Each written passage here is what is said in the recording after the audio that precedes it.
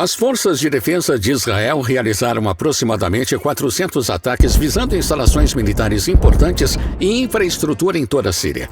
Essas operações incluíram ataques a aeródromos, veículos militares, sistemas de armas antiaéreas e instalações de produção de armas. Algumas suspeitas de estarem envolvidas no desenvolvimento de armas químicas. Os ataques têm se concentrado principalmente em locais estratégicos como Damasco, Homs, Tartus e Palmira. Um dos alvos mais críticos foi o cais de embarcações de mísseis da era soviética no porto naval de Latakia. As FDI consideraram essas embarcações uma ameaça significativa à segurança israelense devido à proximidade com a costa de Israel. Mais detalhes estão no vídeo a seguir. Vamos analisar por que Israel está atacando a Síria, começando pelo cenário 1. Esses ataques fazem parte de uma campanha mais ampla com as forças de defesa de Israel, relatando que realizaram mais de 400 ataques aéreos contra ativos militares pertencentes ao regime de Bashar al-Assad. Essas operações tiveram como alvo locais em Damasco, Homs, Tartus, Latakia e Palmira. Os ataques supostamente visam neutralizar ameaças e impedir a transferência de armamento avançado para grupos hostis. Israel clama soberania sobre certos territórios capturados durante a guerra, incluindo as colinas de Golã.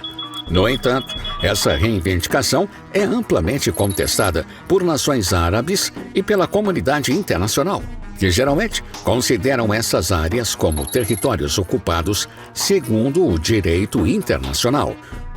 Um dos elementos-chave da estratégia israelense na região envolve o estabelecimento e a manutenção de uma área neutra, formalmente conhecida como área de separação. Essa zona desmilitarizada foi estabelecida como parte do acordo de cessar-fogo de 1974 entre Israel e a Síria, após a guerra do Yom Kippur. A zona neutra serve para separar fisicamente as forças israelenses e sírias, reduzindo o risco de confrontos militares diretos. Nos últimos anos, a dinâmica em torno da zona de amortecimento evoluiu. À medida que as forças do governo sírio se retiraram das áreas adjacentes a ela, grupos extremistas se tornaram mais ativos. Israel considera esses grupos uma ameaça significativa e tomou medidas para prevenir ataques oriundos de suas posições. A criação e aplicação da zona de amortecimento são, portanto, críticas para a estratégia de segurança mais ampla de Israel na região.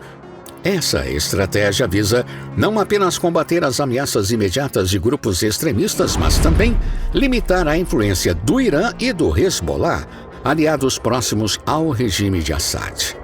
No cenário 2, aviões israelenses realizaram ataques aéreos contra diversas bases militares sírias importantes, danificando significativamente a infraestrutura crítica. Os ataques se concentraram em bases aéreas que abrigavam dezenas de aeronaves avançadas, incluindo jatos MiG-29 e Sukhoi 22. As instalações visadas incluíram a base aérea de Kamishili, no nordeste da Síria, e base de Shairat, no campo de Homs, e o aeroporto de Mezeh, a sudoeste de Damasco. Esses ataques aéreos foram estrategicamente planejados para neutralizar ameaças representadas pelas aeronaves S-22, classificadas como caças-bombardeiros, e esses aviões representam um perigo significativo para os caças F-16 de Israel e para a segurança das colinas de Golã, onde poderiam potencialmente contrariar quaisquer avanços das forças de defesa de Israel.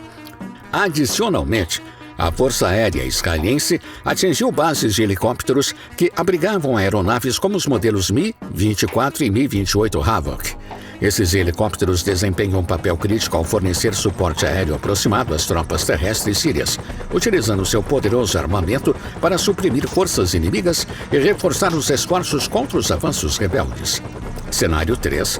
As forças de defesa de Israel usaram mísseis antinavio lançados de navios para realizar ataques precisos contra os portos de Banaias e Latakia. Esses portos ainda abrigam parte da marinha síria de Assad, que pode ser altamente eficaz se utilizada contra Israel. No momento do ataque, 15 embarcações estavam atracadas nos portos. o ataque causou uma devastação generalizada, destruindo ou danificando gravemente todas essas embarcações. Acredita-se que a maioria dos navios visados eram barcos de mísseis da classe Ose, conhecidos por sua alta velocidade e armamento pesado. Esses barcos, outrora considerados ativos navais formidáveis, agora estão em ruínas, impedindo que os rebeldes os utilizem contra Israel. A razão por trás da ação israelense provavelmente está enraizada no desejo de neutralizar esses navios, considerando as implicações estratégicas. Como mostrado no mapa, essas linhas costeiras estão próximas aos territórios controlados pela Síria e ao sul de Israel. Apesar de serem da era soviética, esses barcos mísseis continuam sendo uma ameaça significativa, capazes de infligir danos consideráveis aos ativos navais israelenses.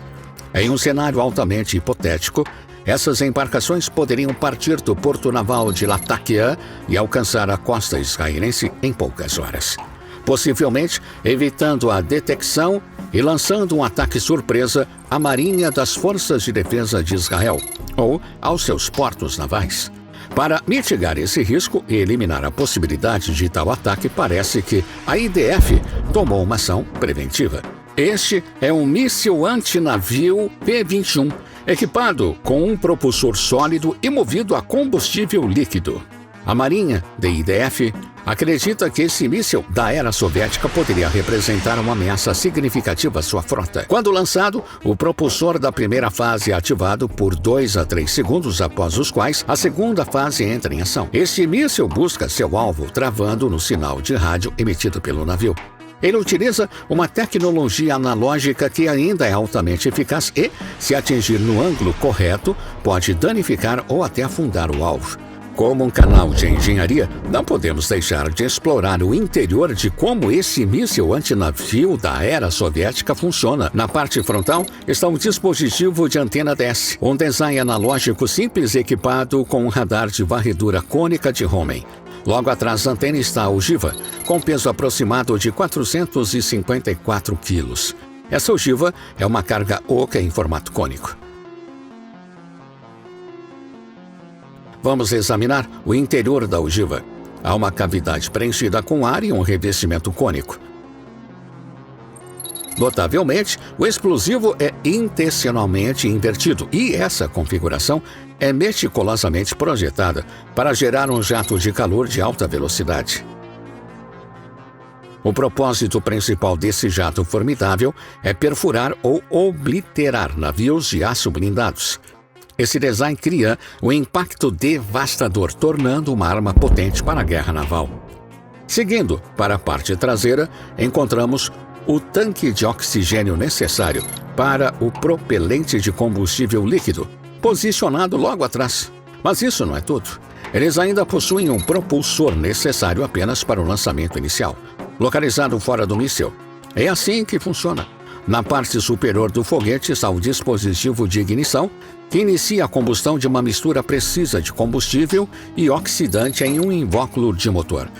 O invólucro do motor atua como um recipiente de pressão robusto, contendo as intensas forças dentro da câmara de combustão. A zona de queima do propelente no núcleo do foguete é onde ocorre a reação. À medida que o combustível sólido e o oxidante reagem e queimam nessa zona, eles geram gases de combustão em temperaturas extremamente altas. O bocal é projetado para acelerar o fluxo de gases e direcioná-los para fora da parte traseira do foguete. Não se deixe enganar por essa tecnologia soviética de baixo custo. Eles até possuem um dispositivo analógico e uma unidade de controle. Todos esses componentes trabalham em conjunto com a unidade de radar na frente, direcionando o mecanismo de direção que controla superfícies e barbatanas para o alvo designado. Agora, vejamos os equipamentos militares do exército sírio que foram deixados para os rebeldes. As forças sírias dependem fortemente de uma combinação de tanques, veículos blindados, artilharia e poder aéreo para manter a dominância no campo de batalha. O exército sírio utiliza tanques T-72 e T-90 que oferecem sistemas avançados de mira e blindagem protetora. Além disso, modelos mais antigos, como os T-55 e T-62, continuam desempenhando um papel particularmente em operações secundárias.